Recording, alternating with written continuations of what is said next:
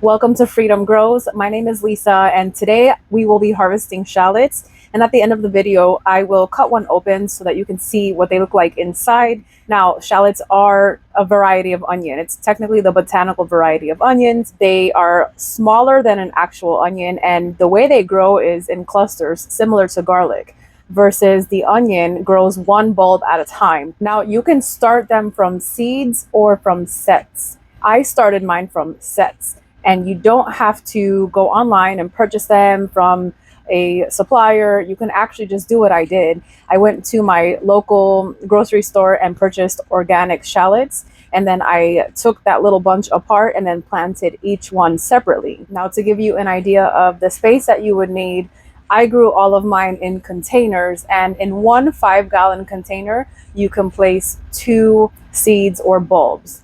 That bulb or seed will then grow into a little cluster of shallots. Shallots are one of those crops that do require a small period of cold in their growing season in order to form nice sized bulbs.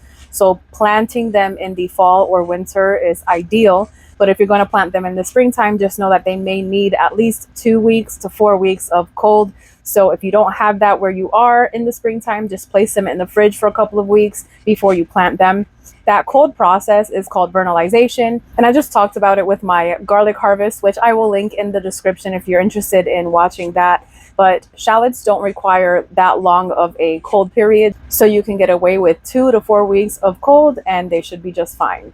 I'm going to also link in the description the video of me planting these shallots initially, if you are interested in watching that. Now, I planted my shallots in December, and we are in the first week of May, and they are ready to be harvested. It takes about 4 months if they are growing in a warmer climate, but if you're in the north and you're planting them in the fall, they will take a little longer, a few more months, to become fully mature because they do go dormant during the winter months. However, those winter months are beneficial to the plant because that vernalization cold process is what's going to allow those bulbs to form nice and large. Now, if you're in the north planting them in the springtime, then the harvest time will probably be about 4 months after planting. And since I'm in the south, I'm in Florida, we have warmer weather here. They were ready to be harvested in just over 4 months. So let's go outside so I can show you the setup and the harvest.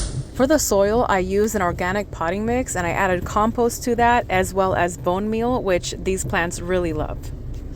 You'll know they're ready to harvest when the bottom sets of leaves start to get brown or yellow, or when the tops start to topple over. Now, you can prop this up with a spade fork, but I like to do this by hand. They have shallow root systems, so we can just get underneath the bulbs and gently prop it up, and they come out pretty easy. I initially planted 3 little bulbs in this container, so this was the first to come out. And then I have another container where I also planted 3, and then I stuck 1 in a container that already had green onions growing in it. Looks like this one has 3 bulbs attached to each other, so it's a little larger than the first one that I pulled out of this container. And now the third one to come out also had 3 bulbs, but these were a little larger in size than the first 2 that were pulled out of this container.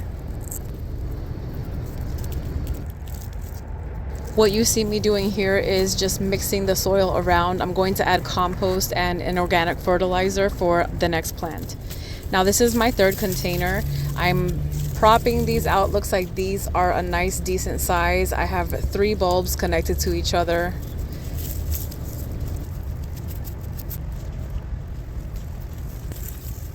This one here is the last one to come out, and it looks like the largest one. I believe I counted 5 in this little cluster, and you can see the root system is much larger than the rest.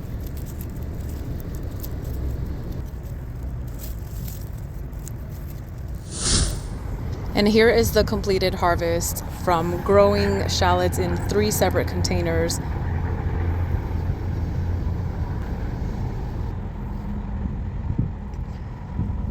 Shallots can be used and eaten right after harvesting, but if you want to store them a little longer term, you'll want to cure them, and you do so by placing them in a dark, shady location Sometimes people put them out in the sun to dry faster, but I find that it's a little more effective to place them in a shady location. And since I'm in Florida, it would be best to keep them underneath the RV because we want to dry this out. We do not want to introduce any water to these because that will introduce possibly mold spores. So I'm not even going to rinse these off. You don't want to do that. You want to keep it just the way it is and let it cure for about 1 to 3 weeks, and you can then bring them inside and store them long term. When they're done curing, you'll want to cut off the top foliage before you store them long term. Now you want to store them in something breathable. It can be a mesh bag or one of those potato bags or even a cardboard box with the top open. I'm just taking my kitchen shears and I'm going to snip the top off. And I'll proceed to cut off some of these excess roots. I'm going to start peeling the outer skin just like I would a regular onion.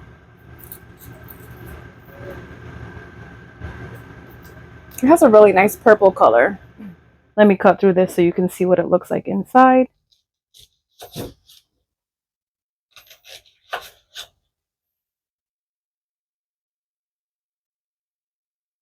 And then you can see the little rings here.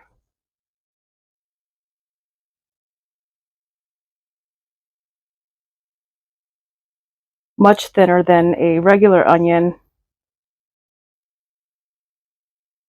And they actually have a milder flavor than red onions.